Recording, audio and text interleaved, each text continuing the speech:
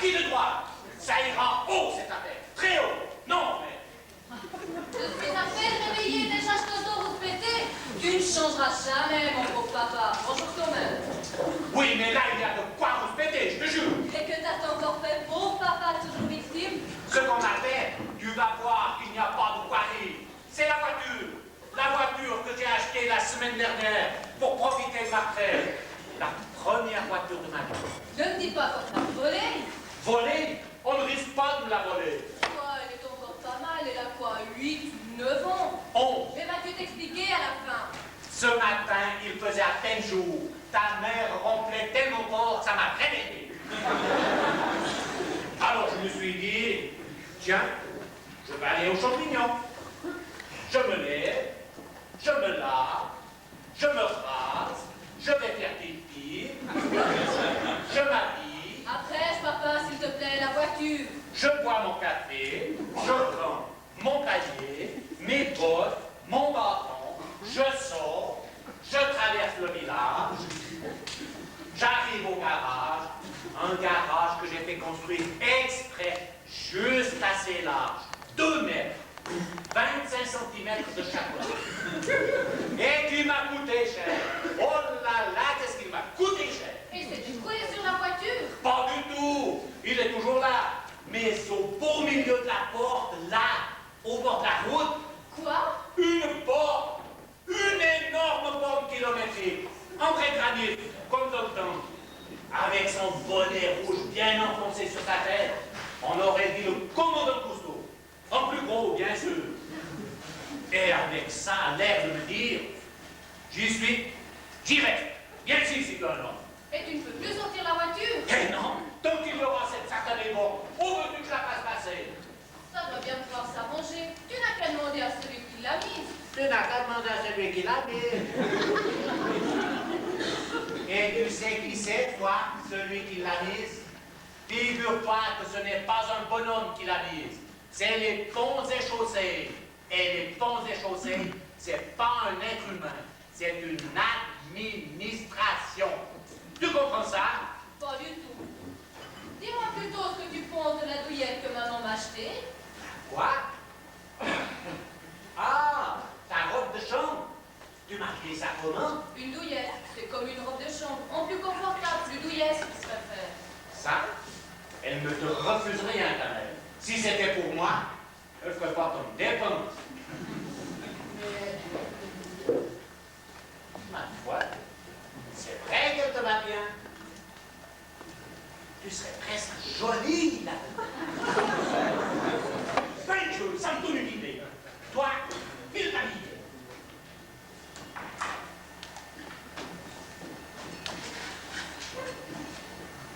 Je dois avoir un numéro par là.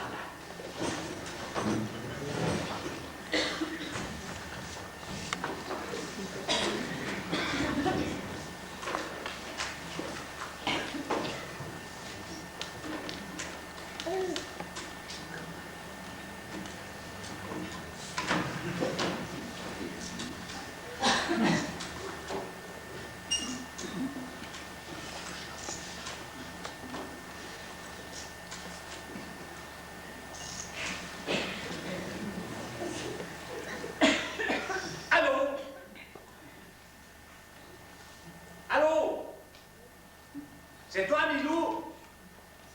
Des merguez ici. Oui, c'est ça, des merguez. Comment ça va, mon vieux? Et le boulot? Ah, ça, tu peux le dire, il y en a toujours assez. Dis donc, je pensais, si tu venais boire le café avec moi ce matin, qu'est-ce que tu en penses? Hein? Arroser, bien sûr, arroser, pas de problème. Alors c'est entendu, je t'attends. À tout de suite. Il va falloir jouer serré. Mais je devrais pouvoir arranger ça. Paupiette.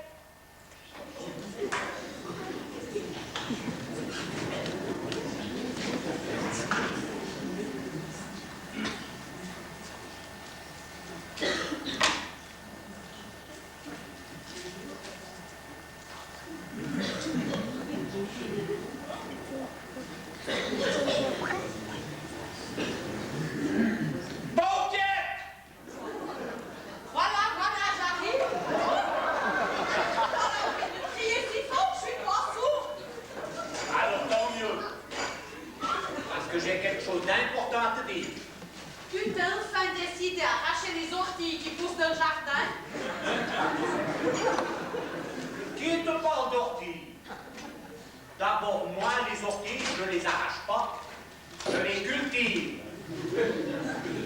Je suis ce qu'on appelle un horticulteur.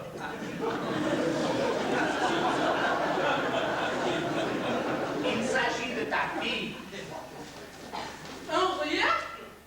Pourquoi? Tu en as un autre. Voilà, je pense qu'il serait temps de la marier. La pauvre petite. Si elle doit tomber comme moi, elle a bien le temps.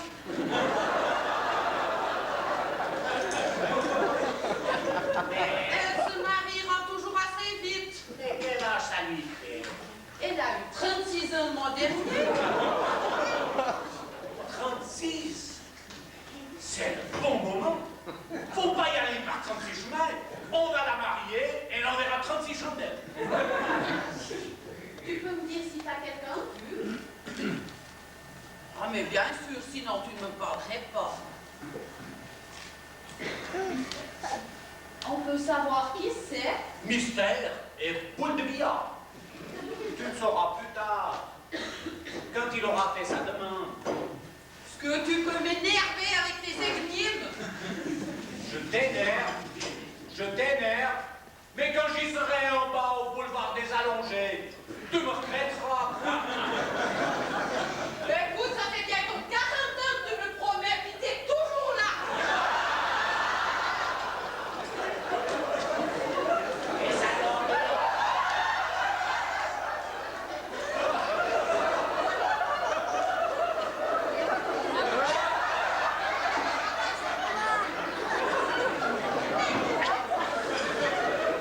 Et ça tombe, hein? Eh bien, c'est bien exprès. Ça ne m'étonne pas de toi. Je préfère aller voir mes poules plutôt que d'entendre tes bêtises.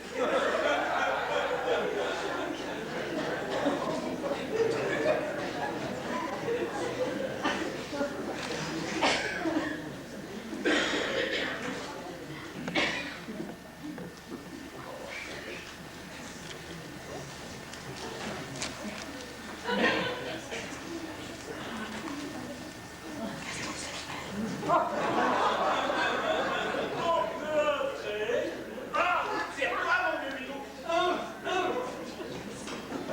Tiens. Installe-toi là. Tu es bien? Oui? Attends, je vais te servir mon café. Vous pourriez pas plutôt commencer par la goutte? Parce que le café, ça m'énerve trop. La goutte? Mais bien sûr.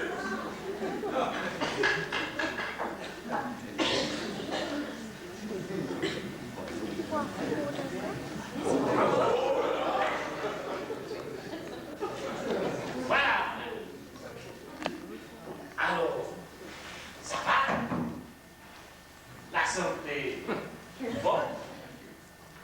Oh, oui, ça se voit. Magnifique. Et ta brave mère, toujours en forme? Ça va faire 3 ans qu'elle est morte.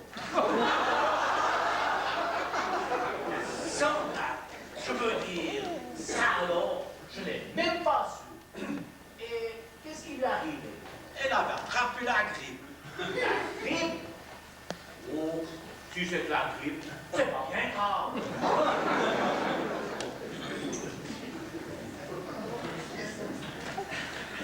Dis donc, tu dois te demander pourquoi je t'ai fait venir. Eh ben, pour boire la goutte. Bien sûr, oui. Mais aussi, j'ai un service à te demander.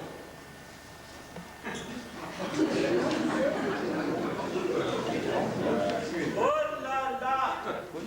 Je me demandais où c'est parti, ça. Dis-moi, tu travailles bien toujours pour les ponts et chaussées? Oh, je travaille. Des fois, je travaille. Vous savez, on dit les ponts et chaussées. Mais il ne faut pas encore qu'on s'occupe que des ponts et des chaussées. On s'occupe aussi des routes. Ça tombe bien. Justement, c'est un problème de route que j'ai. Tu sais que j'ai fait construire un garage en bas du village, sur la route du cimetière. Ouais, j'ai vu ça. C'est pour la carterelle. Tout juste. Eh bien, figure-toi que les ponts et chaussées, oh, toi, je sais bien qu'ils ne feraient pas ça, toi, mon ami. Ils n'ont rien trouvé de mieux que de me planter une borne au beau milieu de ma porte. Ah, ça c'est pas moi, parce qu'il porte, c'est pas moi qui s'en occupe. Qui ment, Qu'est-ce que vous dites? c'est pas moi qui ment. Et moi non plus, je ne meurs pas. Vous pouvez me croire. Non, je veux dire, c'est pas moi qui m'en occupe. Eh pauvre, je sais bien que c'est pas vous qui s'en occupe. Laissez-moi. Non, ça ne fait rien. Ce que je voudrais te demander, c'est comment je pourrais m'y prendre pour la faire déplacer. Qui? Mais là-bas, Ah, les pauvres, c'est pas moi qui s'en occupe. je sais. Mais dis-moi, cette borne, elle n'est pas plantée là pour l'éternité. Si, toi qui es parti, si tu me l'as déplacée, disons, 1,5 m, qui c'est qui s'en aperçoit? Ou alors, 1 mètre, un tout petit mètre. Peut-être bien que personne s'en apercevrait. Mais les pauvres, c'est pas moi qui Je s'en occupe. sais, mais aussi, je ne te demande rien contre rien. Si tu me rends ce petit service, je te donne ce que j'ai de plus cher au monde. La carterelle? Oh non, pas la carrière. Je viens juste de l'acheter. Ce serait pas des fois votre femme? Ne sois pas idiot. Je t'ai dit ce que j'ai de plus cher au monde. Ah, pardon, mais je ne vois pas. Voyons, tu ne devines pas un brave garçon comme toi, célibataire. Qu'est-ce qui lui manque le soir quand il rentre chez lui? Je ne vois pas. J'ai la télé pour la distraction. Et pour la conversation, j'ai le chien. Non, vraiment, je ne vois pas. Et une femme, hein? Une gentille petite femme qui te préparerait de bons petits plats, qui entretiendrait ton linge. Et puis le soir, Ah oui, le soir. Ça, c'est une drôle d'idée. Vous avez ça à me proposer si je déplace la borne? écoute-moi vite. Je te le dis solennellement devant témoin. Quel témoin? Il n'y a personne. Comment ça, personne? Et nous alors? Ah oui, c'est vrai. Je me demande des fois si je ne serais pas un peu bête. Mais non. Donc, je répète. Si tu réussis à me déplacer cette foutue borne, je te donne ma fille. Qu'en penses-tu? Oh, pas souvent. Quoi? Vous me demandez quand c'est que je pense. Alors je dis pas souvent. Ça m'arrive pas souvent. Mais mon Dieu, quand ça me prend 5-10 minutes de suite. Je te parle de ma fille. Tu la connais bien un peu. Ouais, je la vois des fois dans le village. Et comment tu la trouves, hein?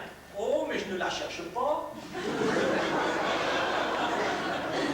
Jolie de fille, non? Ouf. Tout le monde dit qu'elle me ressemble. Eh oui. Et c'est justement. Et puis elle est jeune. C'est agréable une jeunesse dans une maison. Elle est jeune. Depuis le temps que je la vois dans le village. Ça fait un sacré moment qu'elle est jeune. Et poète avec ça. C'est une fille qui aime la nature, tu ne peux pas imaginer. Ah, c'est la nature, c'est preuve qu'elle n'est pas rancunière. C'est une qualité, ça. Et pour la cuisine. Alors là, mon vieux, garantie absolue. Je lui ai payé le micro-ondes. Oh, elle a micro-ondes. C'est vrai, ça, micro-ondes. Je te crois, elle te prépare de ces surgelés, mon vieux. Et que ça, 3 minutes, c'est prêt. Fameux. Ah,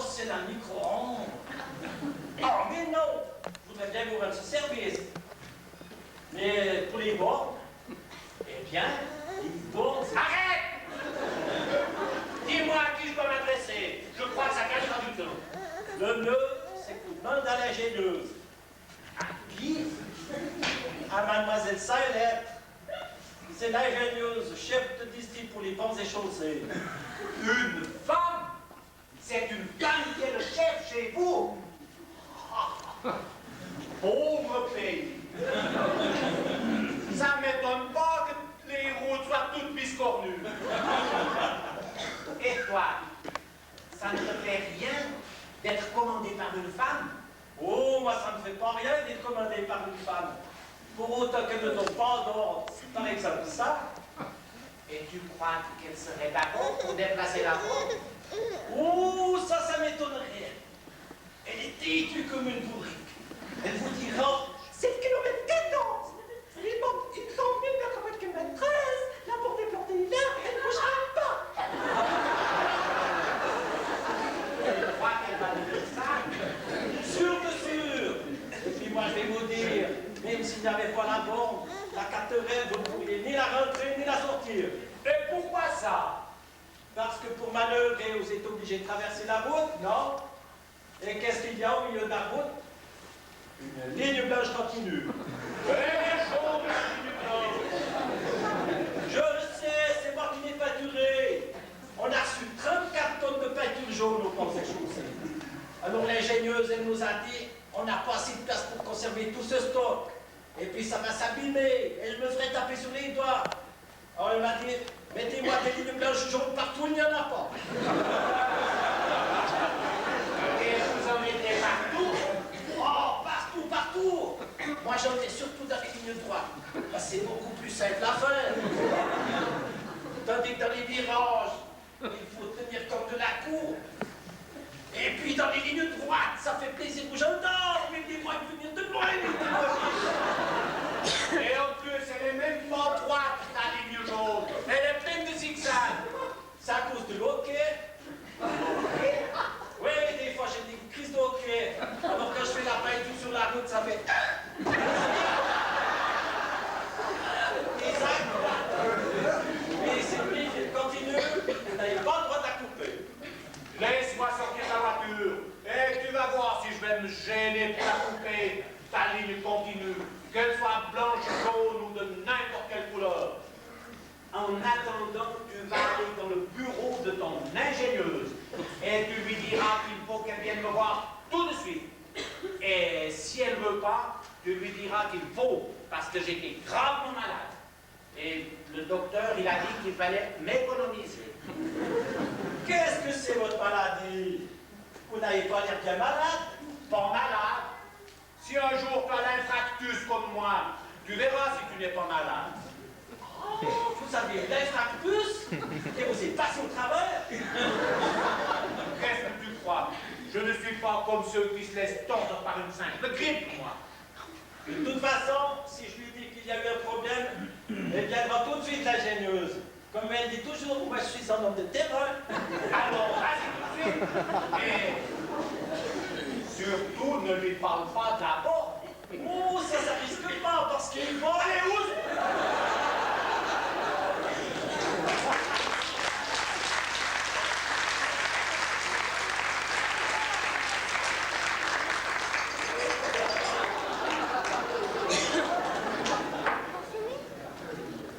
Oh là là, ça va être plus difficile que je pensais. Ce Milou, il est complètement borné.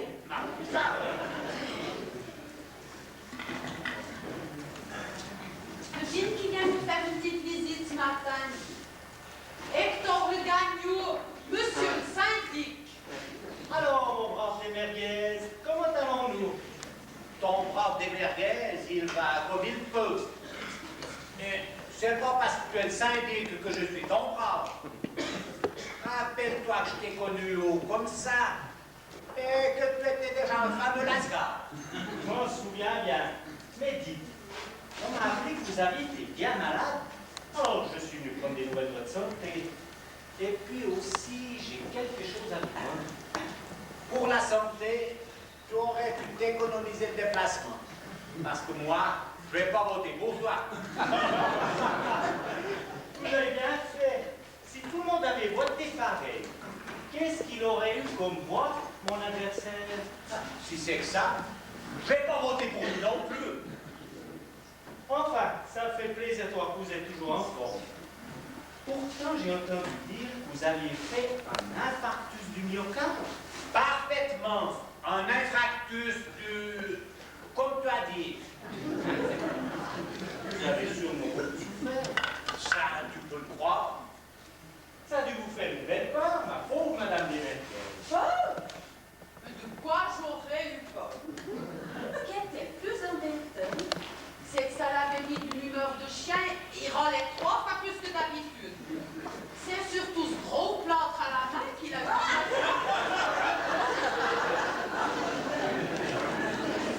C'est surtout ce gros plâtre à la main qu'il a eu du mal à supporter que de 3 semaines. Il fait dans le plat pour l'infarctus maintenant. Je sais pas s'il met dans le plat pour l'infarctus maintenant. Mais moi, il m'en avait bien un gros. Et qui m'a drôlement gêné, je peux te dire. Oh oui, ce gros plâtre, ça l'a beaucoup handicapé, surtout pour faire le jardin. Un plat à la main pour un infarctus. Mais bien sûr à la main, il est tombé dans l'escalier remontant de la corde. Il s'est fait une fracture du métacarpe. Fracture du... C'est beaucoup moins grave alors. Oh, toi, il faut toujours que tu me diminues. Eh bien, je suis content de m'être inquiété pour rien. Mais vous savez, même si vous n'avez pas voté pour moi, si vous avez besoin de quelque chose, n'hésitez pas à me demander. En tant que premier magistrat de la commune, je peux faire beaucoup. Demain de l'huile pour la borne. Dis donc, petit. Je t'ai dit que je n'avais pas voté pour toi. C'est vrai. Mais je ne dis pas que je ne voterai pas pour toi la prochaine fois. Alors, tant mieux, tant mieux. Surtout si tu me rends un petit service. Si c'est possible, ça serait un plaisir. Mais bon, pour que vous votiez pour moi, en tant que premier magistrat de la commune, je dois rendre service à tout le monde.